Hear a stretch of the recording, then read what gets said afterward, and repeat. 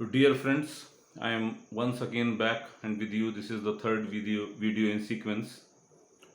The speciality of this channel is the whole subject is broken into small parts, so it will be very easy for you to remember.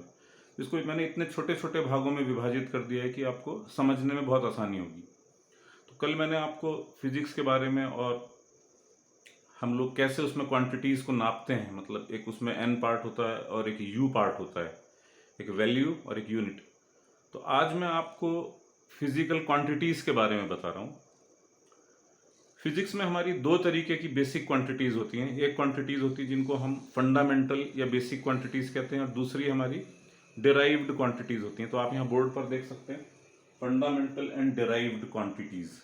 No, fundamental quantities उसमें से कौन सी होती हैं? Fundamental quantities are those which are independent, so they do not depend upon any other quantity for their definition.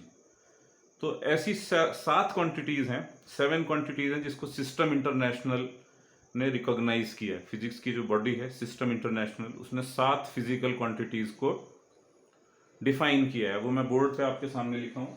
उसमें से पहली है लेंथ, लंबाई, मास, द्रव्य, टाइम, समय, इलेक्ट्रिक करंट, जो करंट फ्लो होता है, थर्मोडायनेमिक टेम्परेचर। तो हम टेम्परेचर हम सब लोग समझते हैं, थर्मोडायनेमिक टेम्परेचर को हम केल्विन में नापते हैं, डिग्री सेल्सियस के बजाय।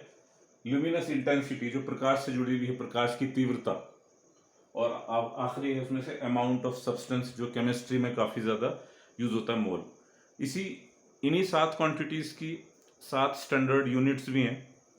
जैसे मैं आपको बताना चाहता हूँ इनकी यूनिट्स क्या हैं। लेंथ की मीटर, जो स्टैंडर्ड यूनिट है, इसको एसआई यूनिट कहते हैं। मास की केजी, टाइम की सेकेंड, इलेक्ट्रिक करंट की एम्पेयर, इसकी केल्विन, इसकी कैंडेला, ल्यूमिनस इंटेंसिटी की, और अमाउंट ऑफ सब्सटेंस को हम मोल में नापते हैं।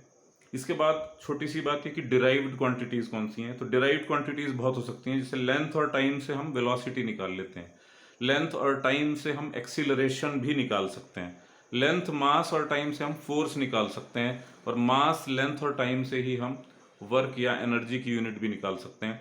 इसी प्रकार से जो सारी, जैसे मैग्नेटिक फील्ड है, या फिर आप मान लीजिए कि चार्ज को आप करंट के टर्म्स में डिफाइन कर सकते हैं। तो डिराइव्ड क्वांटिटीज़ वो होती हैं जो इन फंडामेंटल क्वांटिटीज़ से हम निकालते हैं, यानी कि इनके कॉम्बिनेशन से बनती हैं।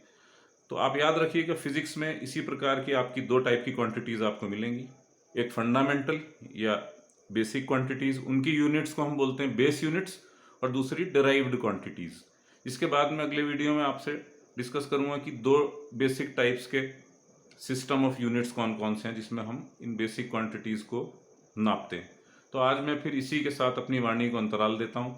इसी को आप फिर से देखिएगा, इसको ठीक से समझिएगा, और यहाँ पर आते रहिए, पढ़ते रहिए।